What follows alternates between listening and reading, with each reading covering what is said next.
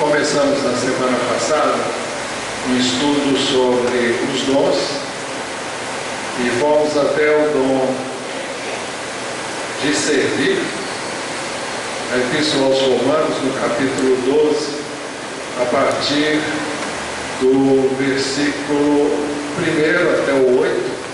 Nós não chegamos ao final da mensagem e paramos no dom de servir, ou seja, na diaconia.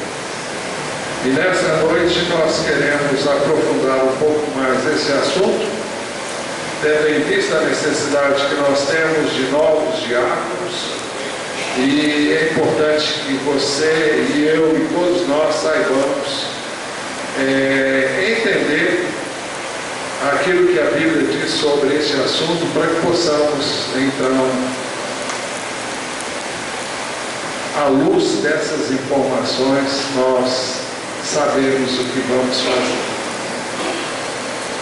As qualificações dos diáconos são muito semelhantes às qualificações dos pastores.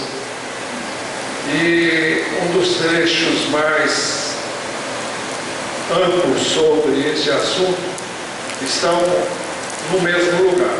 1 Timóteo, capítulo 3, dos versos 1 a 13. A primeira parte desse texto fala sobre a escolha de pastores e depois fala sobre a escolha de diáconos. O texto diz assim: esta afirmação é digna de confiança se alguém deseja ser visto, deseja uma nobre função. É necessário, pois, que o bispo seja irrepreensível, marido de uma só mulher, moderado, sensato, respeitável, hospitaleiro e apto para ensinar.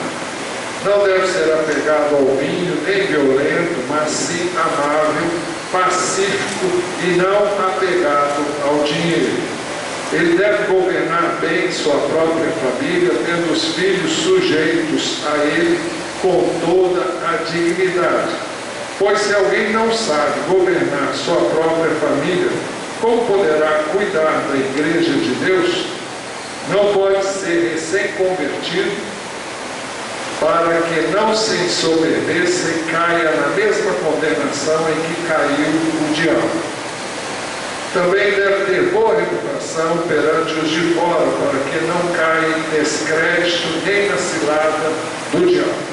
Agora começa a falar sobre os diáconos. Os diáconos igualmente devem ser dignos, homens de palavra, não amigos de muito vinho, nem de lucros desonestos. Devem apegar-se ao mistério da fé com a consciência limpa. Devem ser primeiramente experimentados. Depois, se não houver nada contra eles, que atuem como diáconos. Agora fala as mulheres que são diaconisas. As mulheres igualmente sejam dignas, não caluniadoras, mas sóbrias e confiáveis em tudo. O diácono deve ser marido de uma só mulher e governar bem seus filhos e sua própria casa. Os que servirem bem alcançarão uma excelente posição e grande determinação na fé em Cristo Jesus. Os dois ministérios, o ministério pastoral e o ministério diaconal, são destacados na Epístola de Paulo aos Filipenses. Ele diz assim: Paulo e Timóteo, servos de Cristo Jesus, a todos os santos em Cristo Jesus, que estão em Filipos com os bispos e diáconos. Então, são os dois ministérios que são mencionados nessa epístola. Ele dirige a sua carta a todos os que pertenciam à igreja e, de modo especial, ele menciona os bispos e diáconos.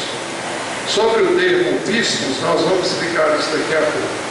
A igreja teve início em Jerusalém sob a liderança dos 12 apóstolos. E apóstolo era o único ministério que existia na igreja. No capítulo 8 de Atos dos Apóstolos, nós temos a descrição da dispersão da igreja depois que houve uma grande perseguição, quando um dos diáconos da igreja de Jerusalém foi martirizado. Mas o texto diz assim Bom, isso é uma coisa. Agora outra. A dispersão da igreja em Jerusalém deu origem a várias igrejas no mundo de então, e para liderá-las, os apóstolos elegeram pastores. Isso nós encontramos em Atos 14, 23. Paulo e Barnabé, que eram apóstolos, embora não entre os 12, designaram-lhes presbíteros em cada igreja. Tendo orado e jejuado, eles os encomendaram ao Senhor, em quem haviam confiado. Isso é muito fácil de perceber. Os 12 apóstolos estavam em Jerusalém. A igreja cresceu, multiplicou-se no número incontável. Depois a igreja foi dispersa. Eu creio que pela vontade de Deus e com o propósito que Deus tinha de levar a mensagem de salvação a todas as partes do mundo. E a igreja dispersa, fugitiva da perseguição que se desencadeou contra ela em Jerusalém, ela alcançou várias partes do mundo. O evangelho começou a ser pregado em várias cidades do mundo de então. E os apóstolos ficaram todos em Jerusalém. Paulo e Barnabé foram os primeiros que vieram a ser chamados também de apóstolos. E apóstolo significa alguém enviado por outrem com uma missão. E ele se intitula apóstolo de Jesus Cristo, apóstolo de Deus por meio de Jesus Cristo. E Paulo e Barnabé são chamados de apóstolos em Atos 14, 14, se você quer conferir. Então Paulo e Barnabé foram chamados, separados por Deus para levar o evangelho a outros lugares. E onde eles iam, eles começavam o trabalho ali. Muitos desses trabalhos foram começados pelos que foram dispersos. E então vamos voltar lá atrás.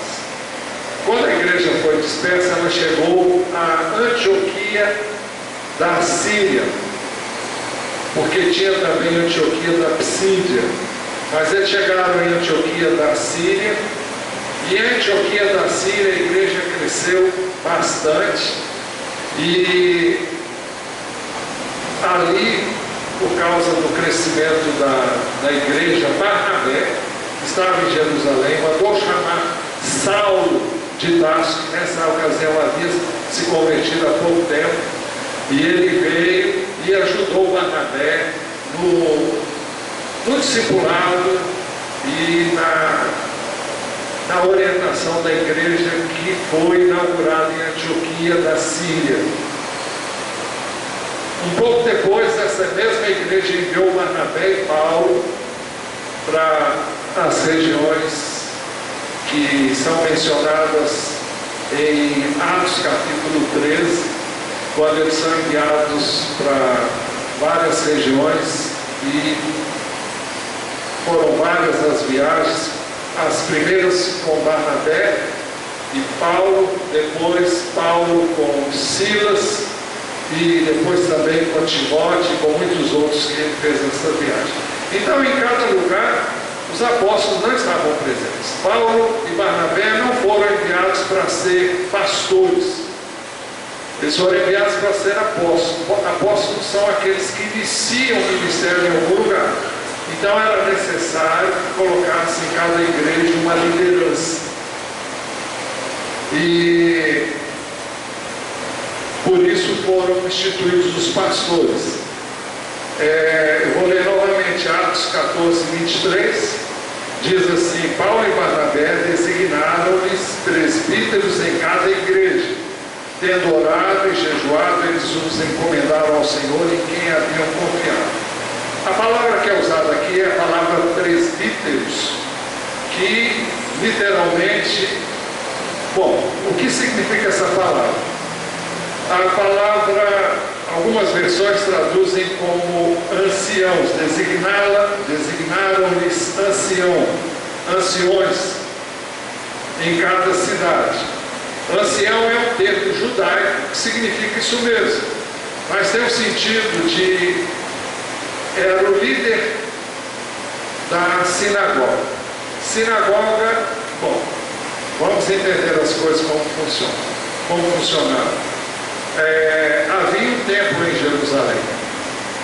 Ali o povo se reunia para cultuar a Deus e oferecer sacrifícios para perdão dos pecados e para se aproximarem de Deus. Mas em cada cidade havia uma sinagoga. E em cada cidade era designado um ancião que tomava conta da sinagoga. Ele era o líder da sinagoga. O que é a sinagoga? Não era o templo, mas era um lugar onde as pessoas podiam ir todos os sábados, era no sábado que os judeus se reuniam nas sinagogas, e ali eles liam a Bíblia e ali eles cultuavam a Deus. Isso porque a ida ao templo em Jerusalém só ocorria principalmente 3 vezes por ano. Mas nas sinagogas o povo se reunia todos os sábados.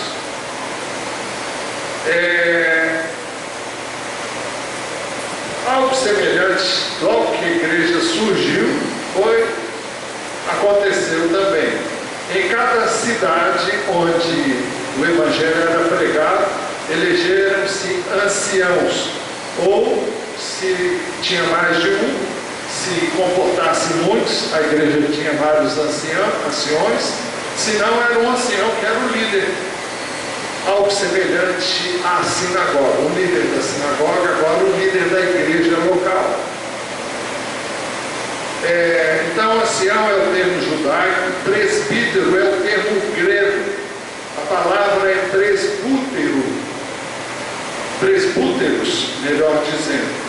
A palavra bispo é um termo grego, é a palavra episcopos. E nós vamos ver o sentido dessas palavras melhor daqui a pouco. Daqui a pouco e agora. Presbíteros e bispos são termos usados para descrever o ministério pastoral. Eu sei que você está dizendo, mas o que tem isso a ver com os diáconos? Você vai entender. É preciso que você entenda primeiro o que eu estou dizendo para você entender o porquê dos diáconos.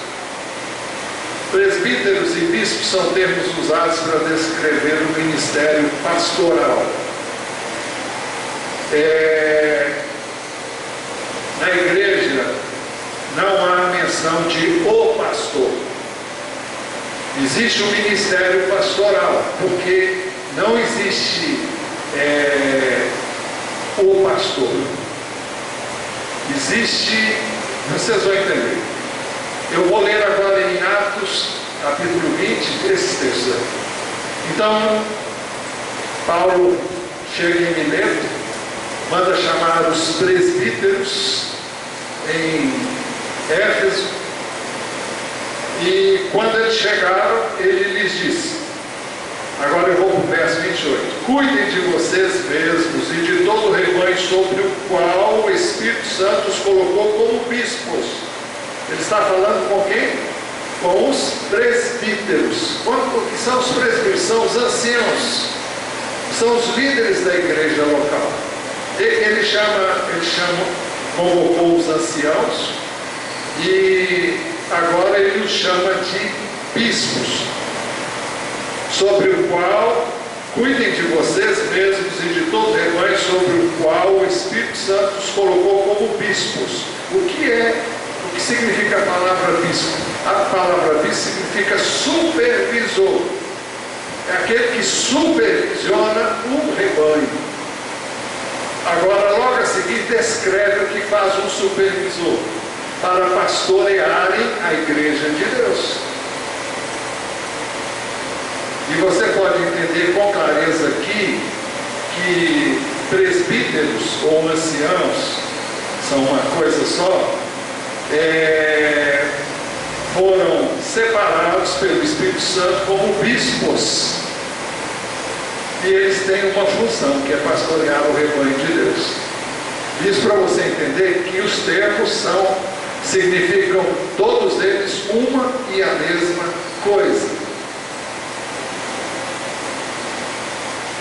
Muito antes do ministério pastoral, os apóstolos viram a necessidade do diácono na igreja em Jerusalém. Por que logo após? Porque diácono antes dos pastores? Porque na igreja em Jerusalém, os apóstolos eram os dirigentes da igreja. Eram aqueles que estavam na liderança da igreja. É como se fosse um colegiado de apóstolos, que bem poderia ser um colegiado de pastores, mas eram aqueles que haviam sido chamados por Jesus, estavam com Jesus, e não havia necessidade de pastores. Então, quando surgiu a necessidade dos diáconos, não havia ainda pastores. Os apóstolos faziam tudo na igreja. A igreja cresceu e os apóstolos se viram incapazes de darem continuidade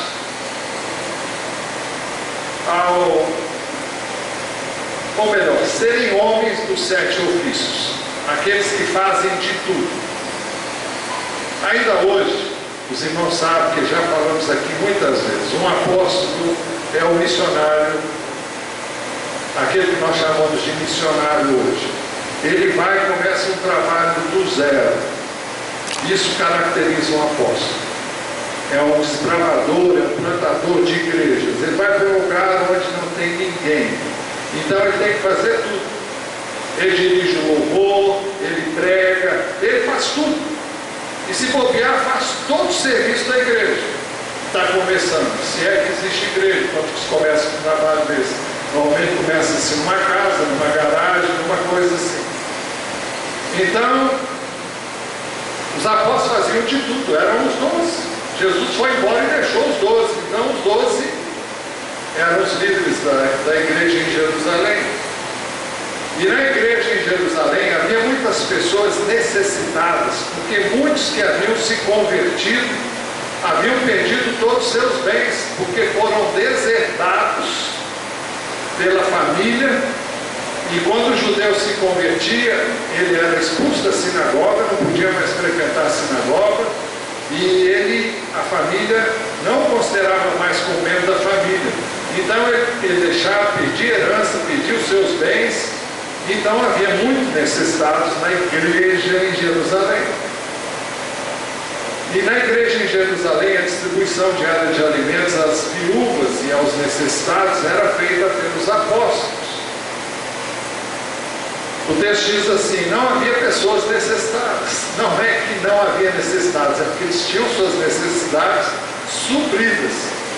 Entre eles, pois, os que possuíam terras ou casas, as vendiam, traziam o dinheiro da venda e o colocavam aos pés dos apóstolos, que o distribuíam segundo a necessidade de cada um. José, um levita de Chipre, a quem os apóstolos deram o nome de Barnabé, esse é o Barnabé que veio a ser chamado apóstolo depois, que significa encorajador, ou pai da exortação, ou ainda pai da consolação. Vendeu um campo que possuía, trouxe o dinheiro e colocou aos pés dos apóstolos. Esse texto explica o que acontecia. Com o crescimento da igreja em Jerusalém, os apóstolos não estavam realizando a contento esse trabalho, que era receber esses alimentos e distribuí-los para as pessoas necessitadas. E o texto diz assim, Atos 6:1: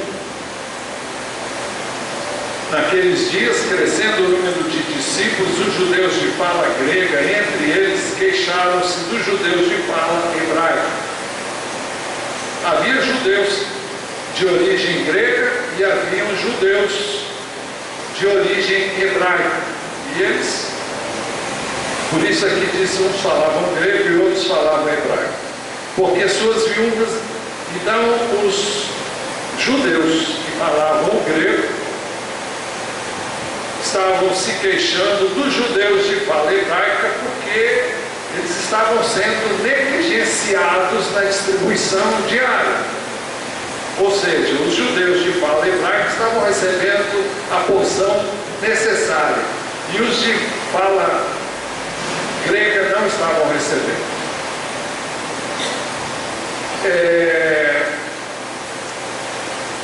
Eu vou ler novamente. Naqueles dias, crescendo o número de discípulos, os judeus de fala grega, entre eles, queixaram-se dos judeus de fala hebraica, porque suas viúvas estavam sendo esquecidas na distribuição diária de alimento.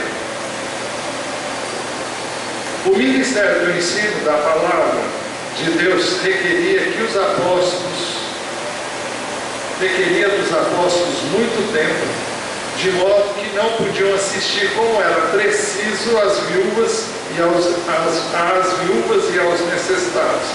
O verso 2 diz: por isso os 12, são os 12 apóstolos, reuniram todos os discípulos e disseram: não é certo negligenciarmos o ministério da palavra de Deus a fim de servir às mesas. Por quê? Porque eles tinham sido escolhidos para ministrar a palavra. Assim, os apóstolos propuseram a indicação de diáconos para servirem às mesas dos irmãos carentes.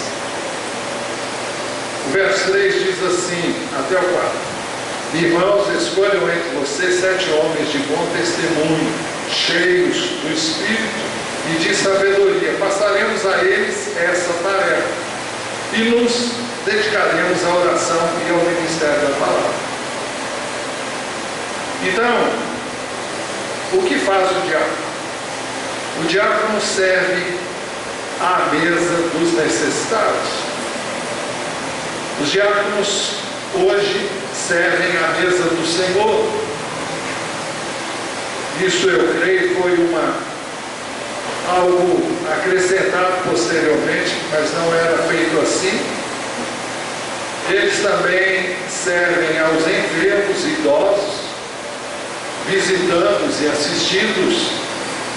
Eles dão suporte ao pastor, hoje, numa igreja local, em todas as áreas que requerem uma providência imediata.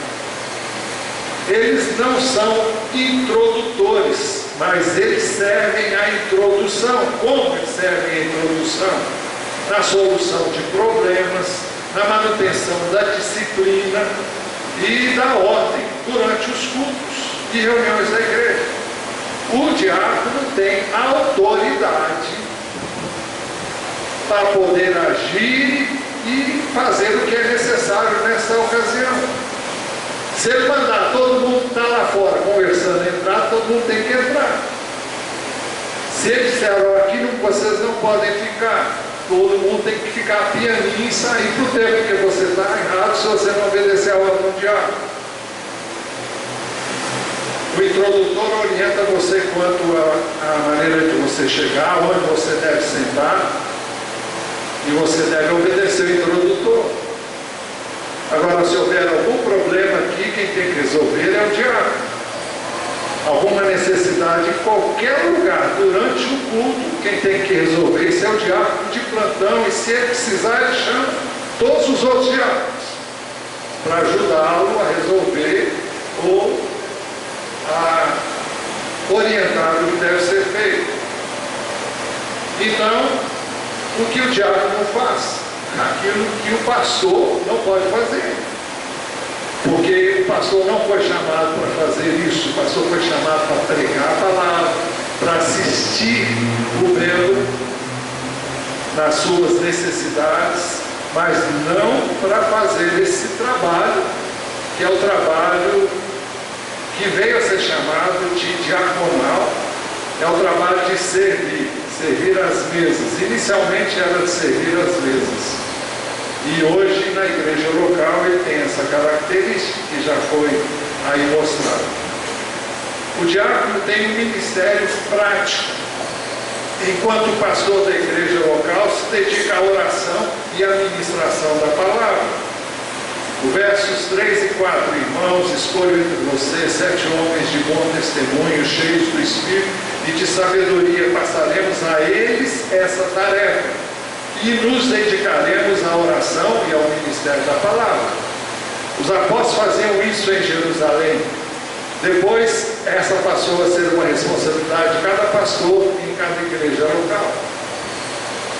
A proposta dos apóstolos agradou a todos. O texto diz exatamente isso no verso 5, que foram escolhidos os 7 primeiros diáconos da igreja no seu nascedor. Então escolheram Estevão, que veio a se tornar mártir, homem cheio de fé e do Espírito Santo, além de Filipe, Prócoro, Nicanor, Timon, Pármenas e Nicolau, um convertido ao judaísmo proveniente de Antioquia. Os diáconos escolhidos foram apresentados aos apóstolos, que oraram por eles e lhes impuseram as mãos. O texto diz: apresentaram esses homens aos apóstolos, os quais oraram e lhes impuseram as mãos. O ato de impor as mãos significa concessão de autoridade. O pastor é autoridade na igreja local.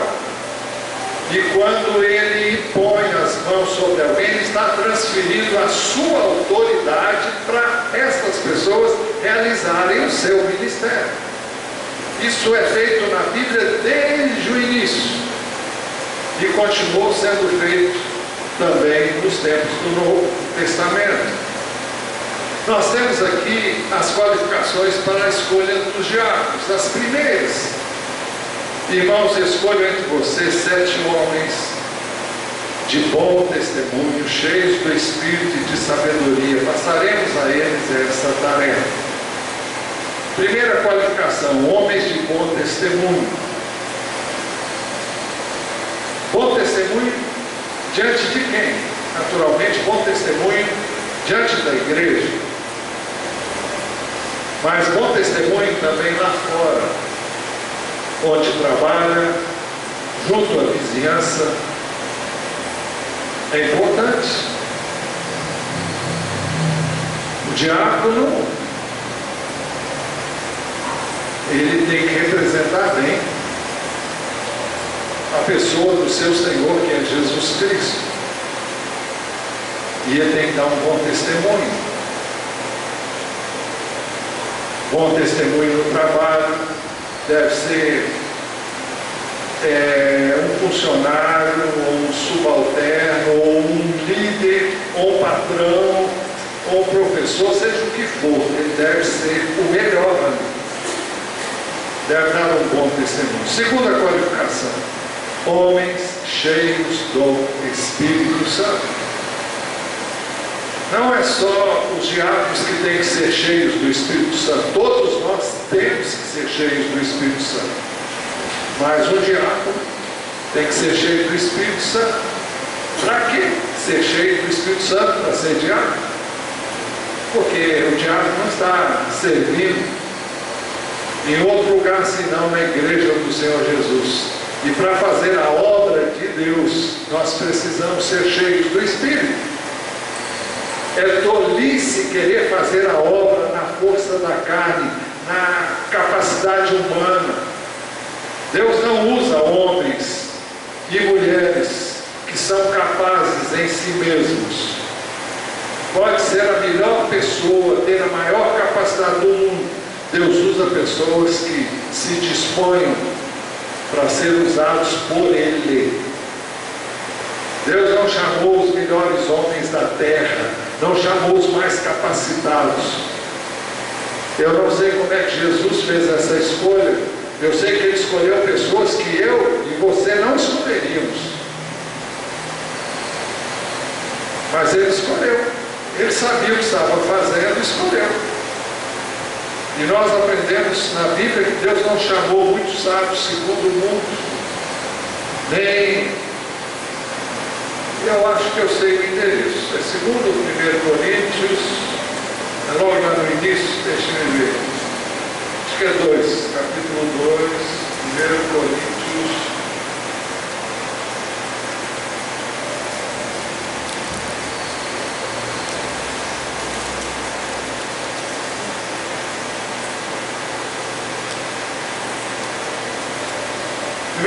Capítulo 1, irmãos, versículo 26. Irmãos, pensem no que vocês eram quando foram chamados. Poucos eram sábios segundo os padrões humanos, poucos eram poderosos, pessoas poderosas segundo o mundo, poucos eram de nobre nascimento. Mas Deus escolheu o que para o mundo é loucura para envergonhar os sábios, e escolheu o que para o mundo é fraqueza para envergonhar o que é forte. Ele escolheu o que para o mundo é insignificante, desprezado, o que nada é, para reduzir a nada o que é, a fim de que ninguém se vanglorie diante dele. É, porém, por iniciativa dele que vocês estão em Cristo Jesus, o qual se tornou sabedoria de Deus para nós, isto é, justiça, santidade e redenção, para que, como está escrito, quem se gloriar, glorie-se no Senhor. Então, quem vai servir as pessoas, como é o caso dos diáconos, servindo na igreja e fazendo esse trabalho que é tão importante, ele não pode fazer isso só com a sua capacidade intelectual. É preciso sejam homens e mulheres cheios do Espírito Santo. Ele não tem que tomar decisões com base no seu achômetro. Ele precisa ser homem e mulher. Eles precisam ser homens e mulheres cheios do Espírito Santo. Terceira qualificação: homens cheios de sabedoria, pela mesma razão. Aqui diz que Deus não escolheu pessoas sábias segundo o mundo, mas temos que ser sábios em Deus. É sabedoria que nós não temos, mas Deus dá. E essa sabedoria não tem nada a ver com a capacidade e o preparo intelectual. Eu não estou menosprezando nenhum preparo intelectual. Se você pode, você deve ter o melhor.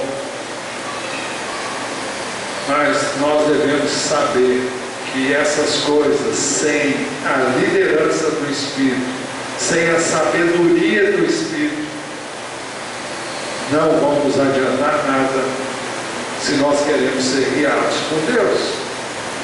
Outras qualificações devem ser consideradas na indicação de diáconos e diaconisas.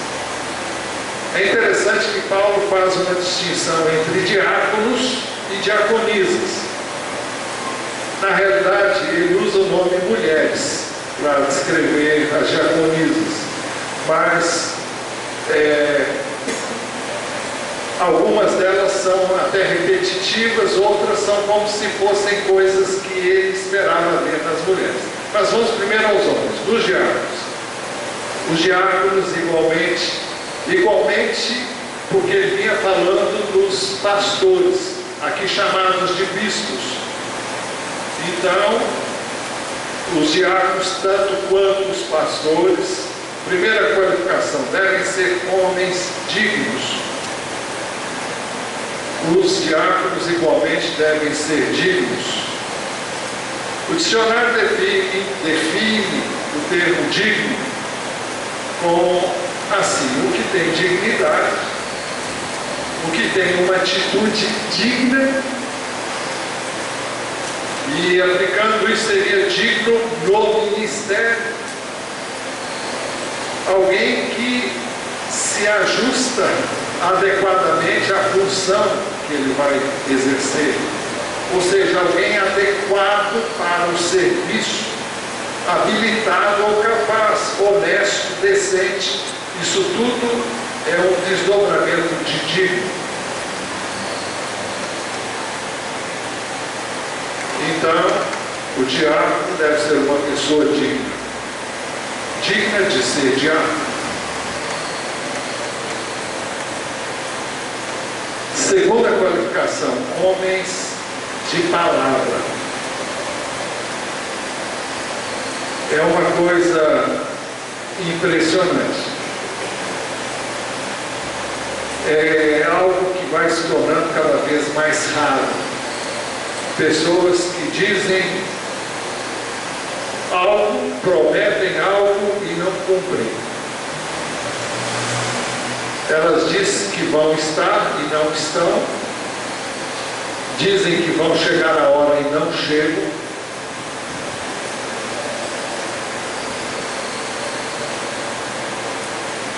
Diácono deve ser uma pessoa de palavra.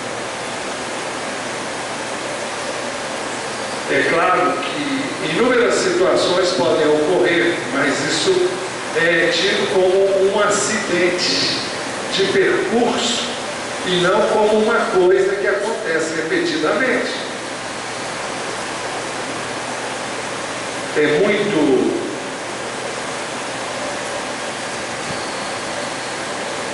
esqueci de ter falado, mas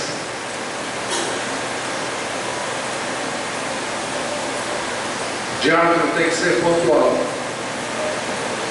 diácono tem que ser assíduo. Muitas vezes eu tenho sabido que a pessoa escalada para estar aqui não está aqui no horário. Diácono tem que ser homem de palavra. Tem que ser pontual. Tem que ser uma pessoa com quem se pode contar. Eu repito, imprevistos podem ocorrer a todos. Isso é uma coisa, mas não pode ser algo sistemático, algo que acontece sempre. Terceira qualificação: homens não amigos de muito vinho. Não amigos de muito vinho, diz o texto. A Bíblia de Jerusalém diz assim: não inclinados ao vinho. Por quê? Porque é impossível você ser cheio do Espírito e de vinho. A Bíblia diz: não vos embriagueis com vinho no qual é dissolução, mas enchei-vos do Espírito. E quando uma pessoa está cheia de vinho, eu disse isso aqui hoje, ou cheia de qualquer tipo de bebida alcoólica, você sai do sério, você não governa a sua mente e o Espírito de Deus não pode atuar na sua vida. Mas o inimigo atua, viu? Pode saber que ele atua.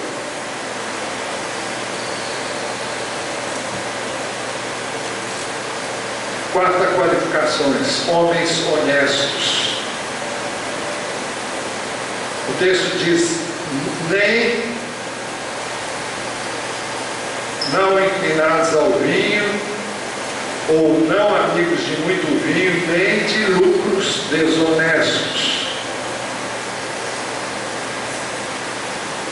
Algumas versões dizem assim: não cobiçosos de torpe ganância, ou não cobiçosos de sorte da ganância, ou outra ainda diz: sem cobiçar lucros vergonhosos. Traduzido em miúdos, o diácono tem que ser honesto. Tem que ser honesto nos seus compromissos. Não pode ter nenhum problema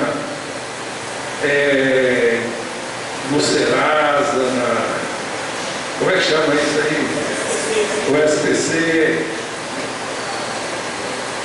Pode até acontecer uma situação que fugiu do seu controle. Bom, existem N explicações que podem justificar um acidente desse. Mas O diácono não pode fazer isso, a menos que tenha sido um acidente. Alguém mandou seu nome para lá indevidamente, ou aconteceu algo, você se viu numa cilada, tudo tem que ter uma explicação. Agora, você tem que ser um homem honesto.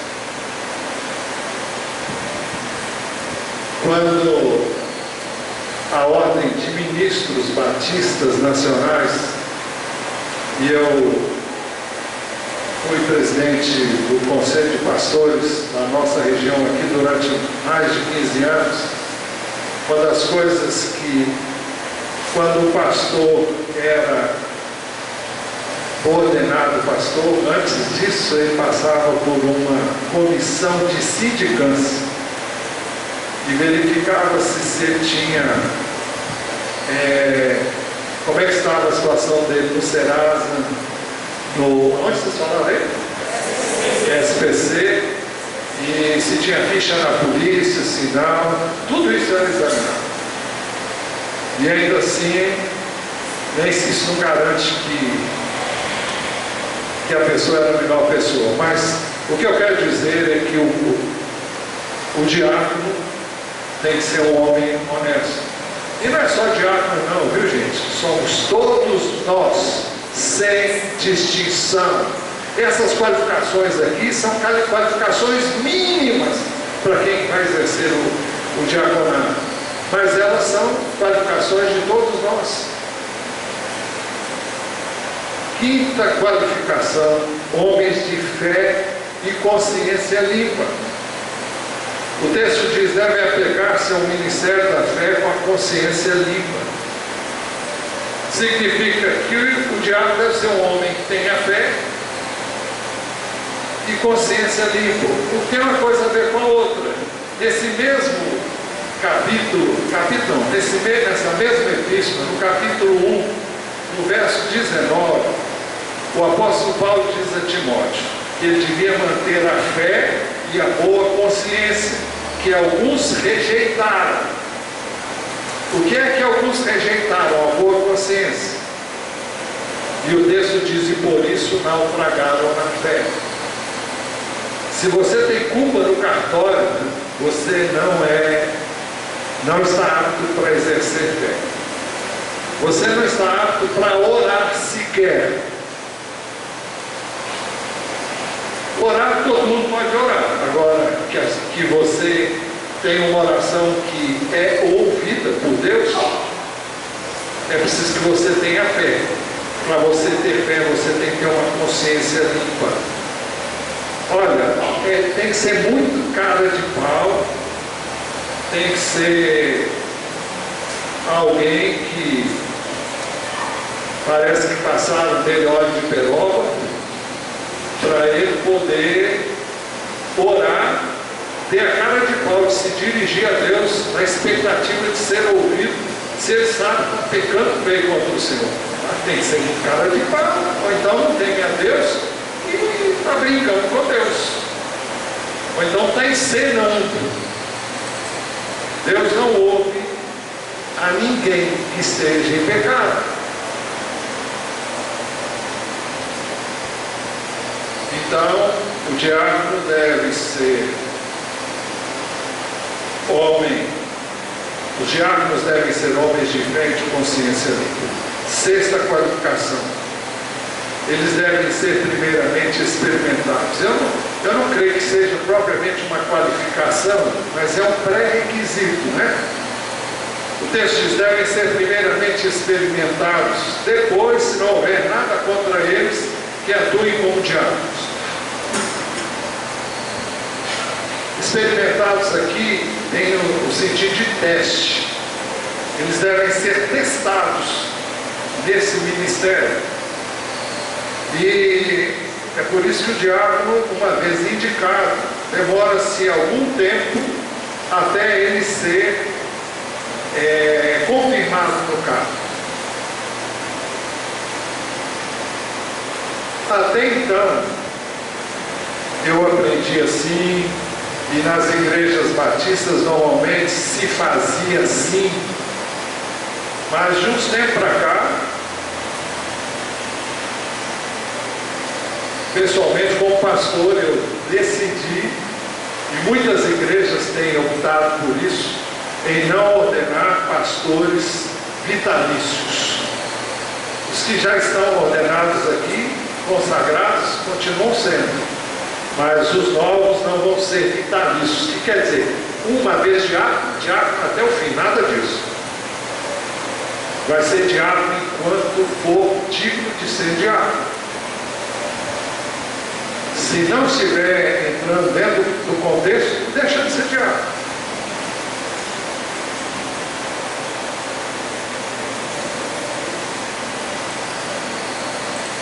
Pastor é pastor da igreja enquanto ele está com o pé dentro do chinelo. No momento que saiu, ele não é digno mais de continuar sendo pastor.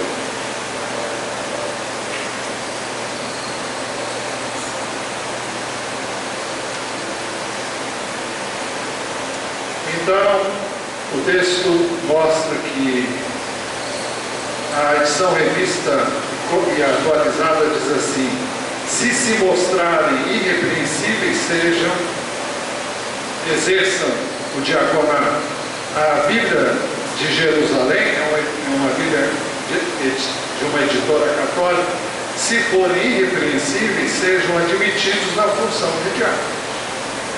Sétima qualificação: de uma só mulher. O diácono deve ser marido de uma só mulher.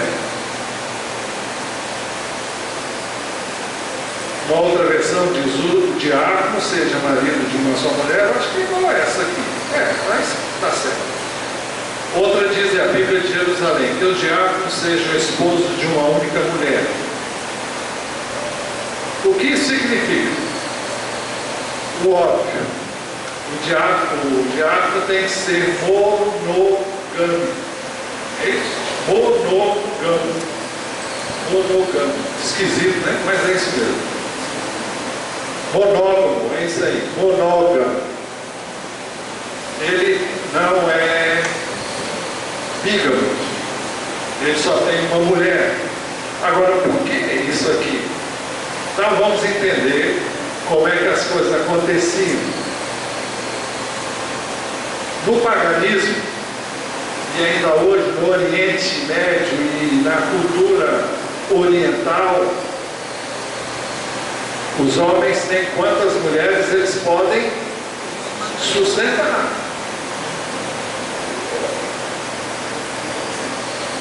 Isso é tão verdade que na Bíblia, no Velho Testamento, não ensina isso, mas regulamenta isso.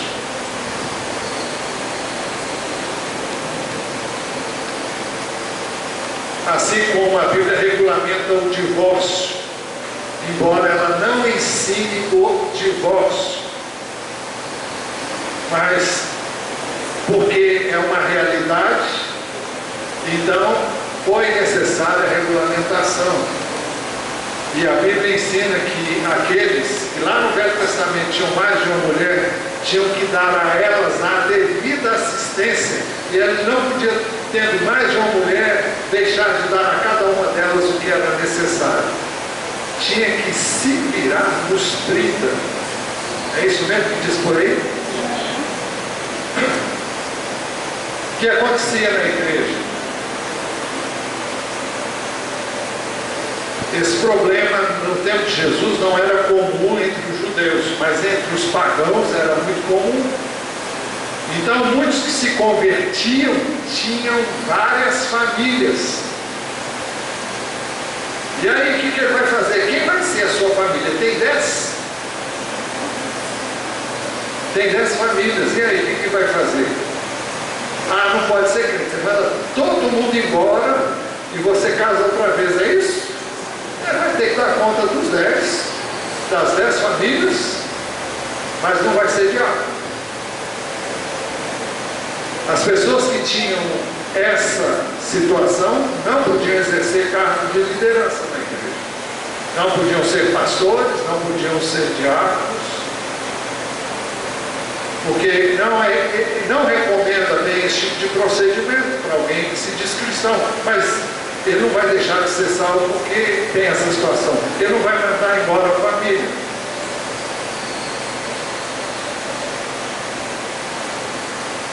Então, o diácono deve ser marido de uma só mulher. Oitava qualificação: homens que governem bem seus filhos e a sua própria casa. Os diáconos têm um papel muito semelhante ao de um administrador, não é? Eles têm que tomar decisões, eles têm que exercer autoridade no exercício do seu ministério, e para fazerem isso como devem, eles têm que saber governar a sua própria casa. Se ele não sabe governar a sua casa, ele não vai saber governar aqui na igreja. Ele não vai saber como tomar decisões, não vai saber exercer a autoridade que ele tem.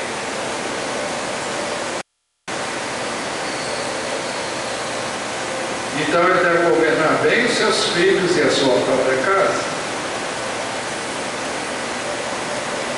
Quando fala desse assunto, quando fala dessa qualidade para os pastores, diz assim, em Timóteo 3,5: pois se alguém não sabe governar sua própria família, como poderá cuidar da igreja de Deus? Agora, depois das considerações sobre as qualificações dos diáconos, vem também as qualificações das diaconisas.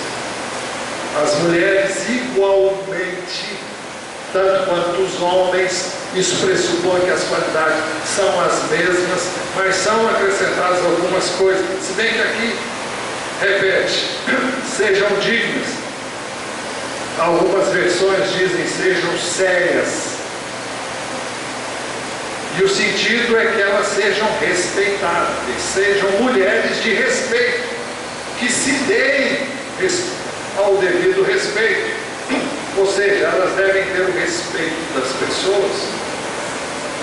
São pessoas respeitáveis por causa da sua conduta, da sua idoneidade espiritual, por causa da sua vida com Deus. Segunda qualificação: elas não devem ser caluniadoras. Algumas versões diz não maldizentes. A palavra caluniador é muito forte. Ela no grego diz diabolos. E diabo significa caluniador. Então elas não devem ser diabas. É isso que está dizendo o texto. E quando uma mulher se torna diaba, é quando ela vive falando da vida dos outros. Quando ela é maledicente. Olha, a mulher maledicente não é... Bom, não devia... Nenhuma mulher devia ser maledicente. Mas, como diaconisa, não tem como. Fecha a boca. Se falar, fale bem, mas não fale mal das pessoas. Terceira qualificação: mulheres sóbrias. Mas sóbrias, essa palavra significa uma pessoa em estado de juízo perfeito. E o que tira a pessoa do juízo, o que é? Ao contrário de sóbrio.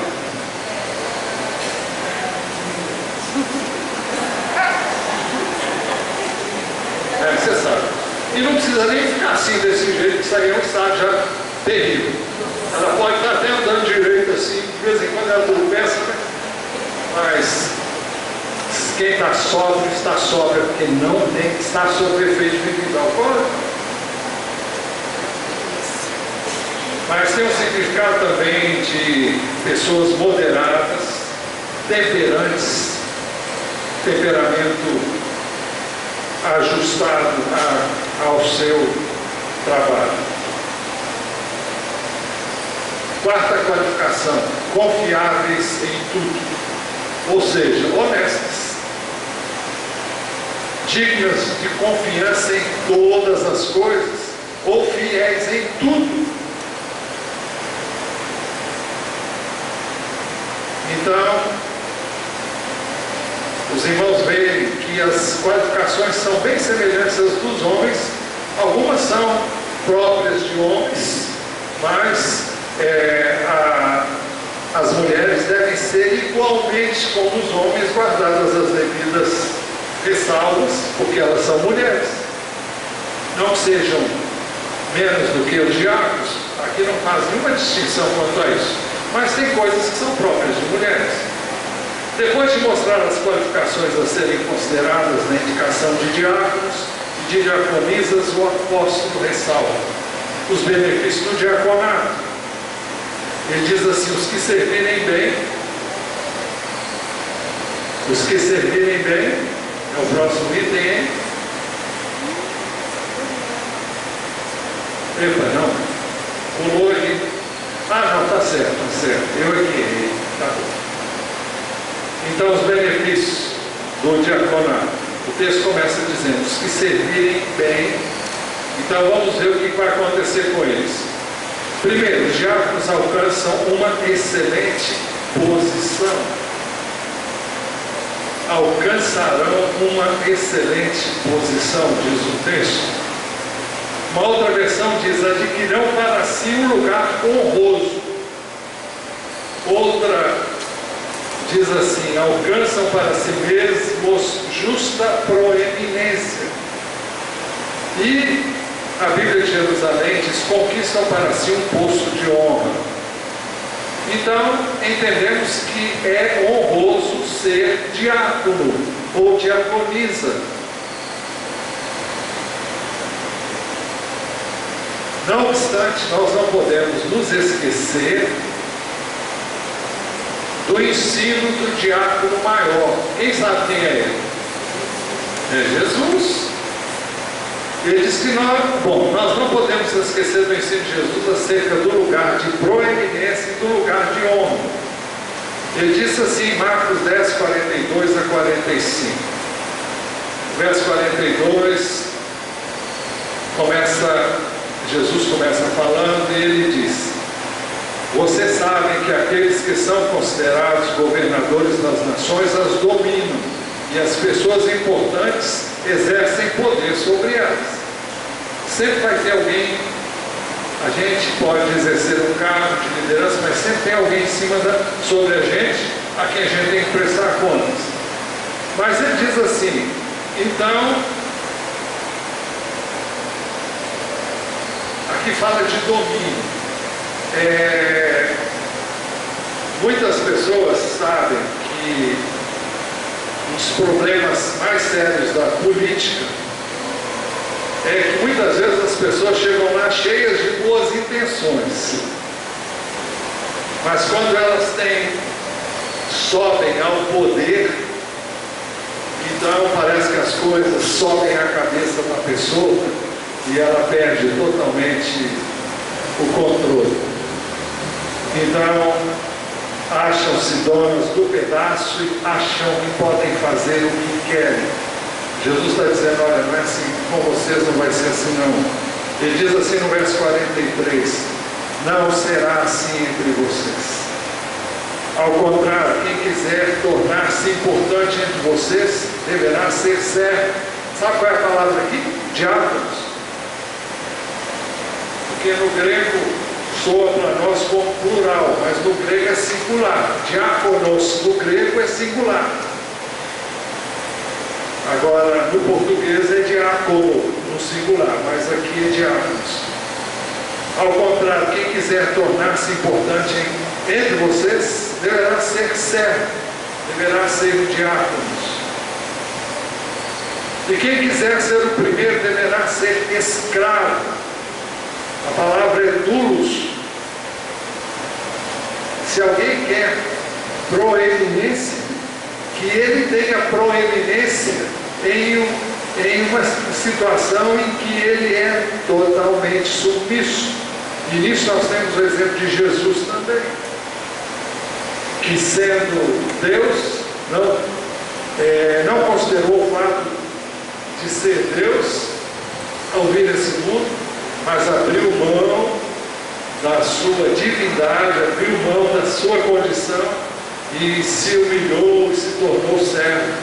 E a palavra servo lá, traduzida por servo, é escravo, é dulos, é alguém que não tem vontade própria. Pois nem mesmo o Filho do Homem veio para ser servido, aqui é diaconetanai,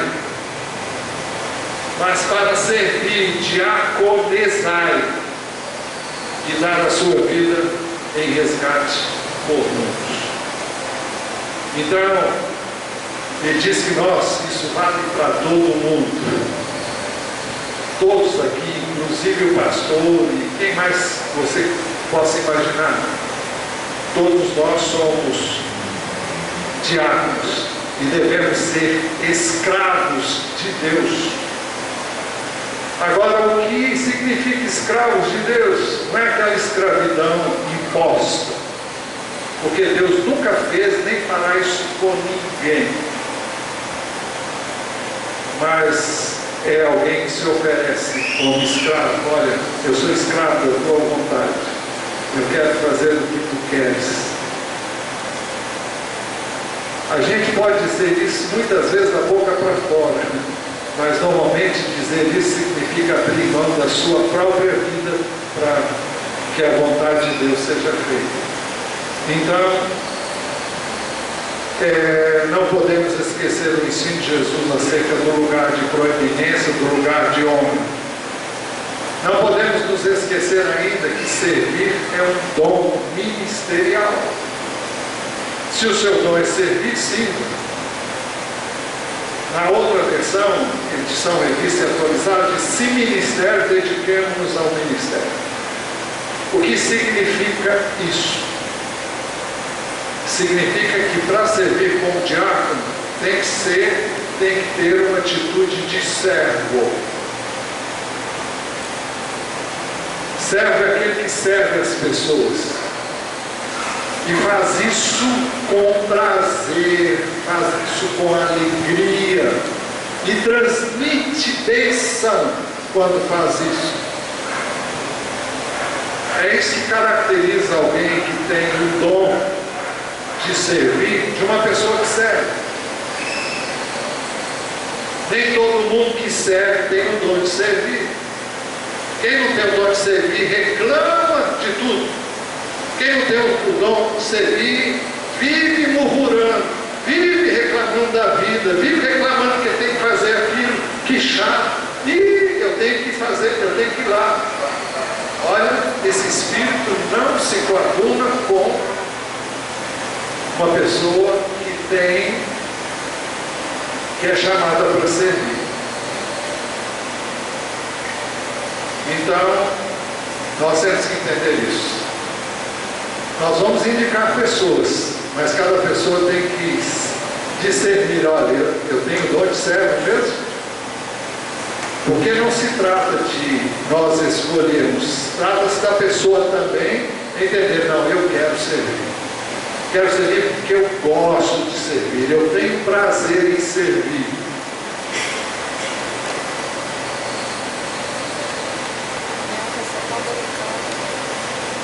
Os benefícios do diaconato: os que servirem bem, primeiro, alcançarão uma excelente posição. Segundo, os diáconos alcançam grande determinação na fé em Cristo Jesus. Os que servirem bem alcançarão grande determinação na fé em Cristo Jesus.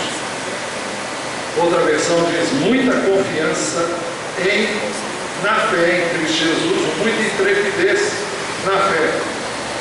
Ele vai ter que exercer o seu dom. Os irmãos viram que ele é revestido de autoridade. E ele, consciente dessa autoridade, mas com atitude de servo, ele vai adquirir grande intrepidez para fazer o seu trabalho, na certeza de que Deus é com ele, que Deus o capacita, que Deus aprecia o seu trabalho, que Deus Vê como importante o seu trabalho. A Bíblia de Jerusalém fala em intrepidez fundada na fé em Jesus. Intrepidez para fazer aquilo que você foi chamado a fazer. Conclusão: que o Senhor nos capacite com graça, com sabedoria, com o seu Espírito,